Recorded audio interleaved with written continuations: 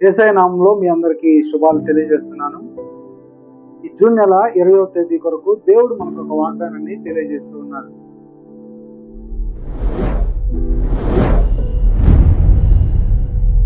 మన జీవితంలో ఏదైనా సరే ఒకటి పొందుకోవాలని మనము ఎంతగానో తాపత్రపడుతూ ఉంటాం. దానికోసం మనం ఎంతో శ్రమ పడుతూ ఉంటాం, వేగిరి పడుతూ ఉంటాం. అయితే దేవుడు ఈరోజు మిమ్మలను, మీ హృదయములను నిబ్బరపరచుటకు, శాంతిపరచుటకు ఒక వాక్యాన్ని తెలియజేయాలని ఆశపడుతూ ఉన్నాడు. ఆ వాక్యాన్ని చదువుకొని మన జీవితంలోకి స్వాధీనపరచుకుందాం. పరిశుద్ధ బైబిల్ నుంచి ప్రసంగి గ్రంథం 3వ అధ్యాయము 11వ వచనంలో దేవుడు ఈ రీతిగా మనకు తెలియజేస్తున్నాడు. పరిశుద్ధ బైబిల్ నుంచి ప్రసంగి గ్రంథము 3వ అధ్యాయము 11వ వచనంలో దేవుడు ఈ రీతిగా మనతో తెలియజేస్తూ ఉన్నాడు. దేని కాలమందు అది చక్కగా నుండినట్టు సమస్తమును ఆయన నియమించి ఉన్నాడు. దేవుడు దేని కాలమందు అది నడుచున్నట్టు సమస్తమును దేవుడు నియమించి ఉన్నాడని ఇక్కడ లేఖనాలు తెలియజేస్తూ ఉన్నాయి. అయితే మనము కొన్ని విషయాలని మనం చూసినప్పుడు సూర్యచంద్రులను దేవుడు నియమించాడు. మనము రాత్రి పగలుగాను, పగలు రాత్రిగాను నియమించాలంటే మన తరము కాదు, మనం దాన్ని అసలు చేయలేము. అయితే దేవుడు ఏమంటున్నాడంటే, పగలను ఏలుటకు పెద్ద జ్యోతిని, రాత్రిని ఏలుటకు చిన్న జ్యోతిని నియమించాను. పెద్ద జ్యోతిని మనం ఇప్పుడు సూర్యుడు అని అంటున్నాం, చిన్న జ్యోతిని చంద్రుడు అని అంటున్నాం. అయితే దేవుడు నియమించిన కాలాన్ని బట్టి వాటి సమయంలో అవి ప్రకాశించి మరలా తిరిగి వాటి కాల పరిమితిని ముగించుకొని వెళ్ళిపోతున్నాయి. అది దేవుడు నియమించిన సృష్టి. మనము తలకిందులు చేయాలన్నా, మనము చంద్రుని సూర్యుని వేరుపరిచి మనం వాటి దిశలను మార్చాలన్నా మన తరం కాదు. అది దేవుడు చేసిన గొప్ప కార్యం అని మనము తెలుసుకోవాలి. అందుకే దేవుడు ఇక్కడ ఒక గొప్ప మాటను మనకు తెలియజేస్తున్నాడు. దేని కాలం ముందు అది చక్కగా ఉండినట్టు సమస్తమును ఆయన నియమించి ఉన్నాడు. సమస్తమును ఆయనే నియమించాడు. ఈ భూమి మీద ఉన్నటువంటి అనేక దేవతలు, దేవుళ్ళు ఎవరు కూడా ఇదంతా మన భ్రమ.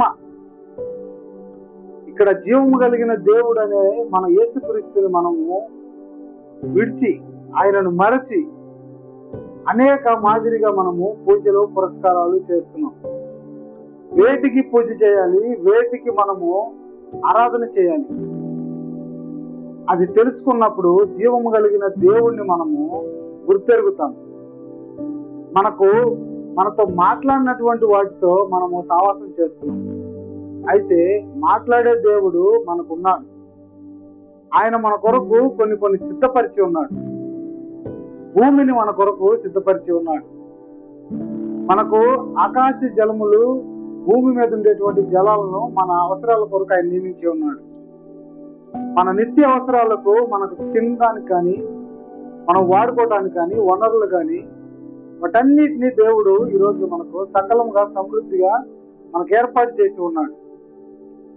వాటన్నిటినీ మనము ఇప్పుడు వచ్చిన శాస్త్రవేత్తలు చెప్తున్నారు, ఇది ఎన్ని సంవత్సరాల కిందటి, ఇది పురాతనది, ఇది అప్పుడు లేదు, ఇప్పుడు లేదు.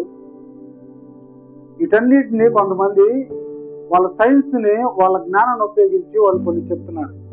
కానీ సైన్స్ ను మించినటువంటి శక్తి, సామర్థ్యం కలిగినటువంటి దేవుడు, శూన్యములో భూమిని వేలాడదీసినటువంటి మన దేవుడు గొప్పవాడు. ఆయన మన కొరకు ఎన్నో ఏర్పాట్లు చేస్తున్నాడు. అందుకే ఇక్కడ ఈరోజు లేఖనాలు తెలియజేస్తూ ఉన్నాయి. దేని కాలమందు అది చక్కగా నుండినట్టు సమస్తమును ఆయన నియమించి ఉన్నాడు. ఈ గొప్ప మాటను మనం చదువుకుంటే మన జీవితంలో మనము దేనికోసము ఆరాటపడుతున్నాం, దేనికోసం మనము ప్రయాసపడుతున్నాం, మనకు లేని దాని కొరకు మనము ఎందుకు వేగిరపడుతూ, ప్రయాసపడుతూ దానికోసం పరుగులు తీస్తున్నాం. వాటన్నిటిని ఈరోజు నీవు నీ హృదయాలోచన నుంచి తీసివేయి. దేని కాలమందు తగు సమయంలో దేవుడు నీకు ఏదైనా ఏర్పాటు చేస్తాడు. తగు సమయంలో దేవుడు నీకు ఏదైనా ఏర్పాటు చేస్తాడు. కాబట్టి దేని కాలమందు అది ఏది కావాలన్నా, ఏది చేయాలన్నా దేవుడు మనకు ముందుగానే సిద్ధపరిచి ఏర్పాటు చేసి ఉన్నాడు. ఎన్ని తలచినా ఎన్ని అడిగినా జరిగేది నీ చిత్తమే దేవా. ఈ గొప్ప పాటను మనం జ్ఞాపకం చేసుకుంటే దేవుడు మన కొరకు కొన్నిటిని ఏర్పరిచి ఉన్నాడు. వాటి తగు సమయం వచ్చినప్పుడు మన జీవితంలో ఆటోమేటిక్ గా దేవుడు వాటిని మనకు బయలుపరుస్తూ ఉంటాడు, మనకు వాటిని ప్రసాదిస్తూ ఉంటాడు. కాబట్టి నీ హృదయంలో ఉన్నటువంటి పరుగులు తీసేటువంటి ఆలోచనలు ఏమైనా ఉంటే వాటన్నిటిని కొట్టివేయి. ఈ రాత్రి నీ దేవునితో మాట్లాడు.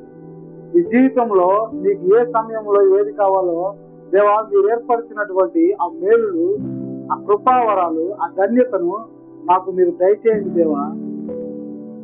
ఈ భూమి మీద ఉన్నటువంటి నేను అనేక బాధలు పడుతున్నాను, అనేక శ్రమలు పడుతున్నాను. నా జీవితాన్ని మార్చు.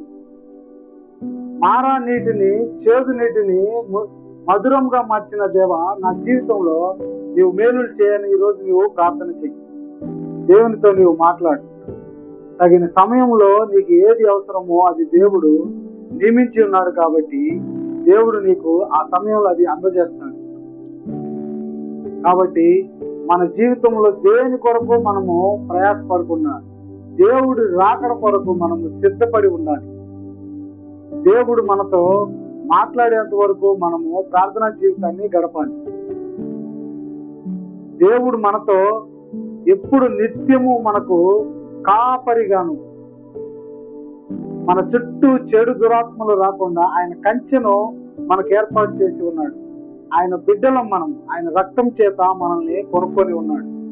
కాబట్టి ఈ మాటలను మీరు జ్ఞాపకం చేసుకొని మీ హృదయాల్లో ఉంచుకొని దేవునితో మీరు మాట్లాడండి. ప్రార్థనా పరులుగా మీ జీవితాన్ని కొనసాగించండి. మీ జీవితంలో తగు సమయంలో దేవుడు మీకు ఏమి కావాలో వాటన్నిటిని నియమించి ఉన్నాడు. వాటన్నిటిని యేసుక్రీస్తు నామంలో మీరును నేనును అందరము పొందుకుందుము గాక. ఆమేన్.